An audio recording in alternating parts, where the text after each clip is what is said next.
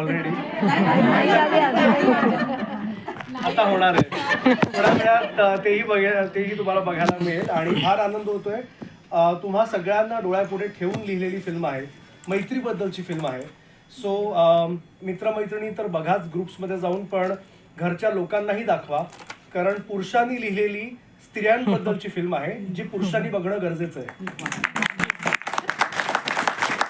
तर नक्की बघा आणि तुमच्या प्रतिक्रिया आमच्यापर्यंत पोहोचवा. हे होते या चित्रपटाचे लेखक, दिग्दर्शक आणि अभिनेते अभ्यंग कुवळेकर. अभ्यंग सरांसाठी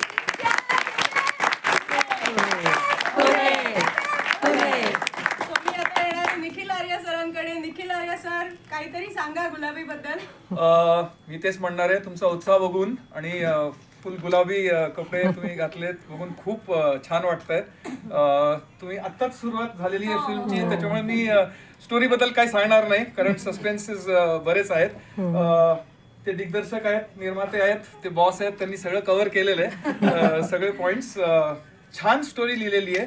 आणि एक मी परत रिपीट मला करायचंय, सगळे लेडीज तर दिसत आहेत, पण पुरुषांसाठी शिकण्यासाठी खूप आहे ह्या फिल्म मध्ये. तर प्लीज हा मेसेज त्यांना सुद्धा पाठवा.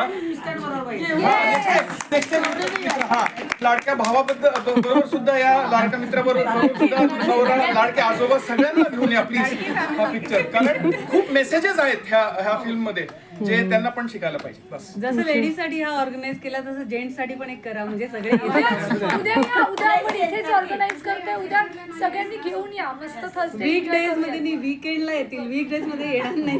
तुम्ही आणि सगळेजण बुक माय शो वर रिव्ह्यू टाका. सो हे फार महत्वाचं आहे. बुक माय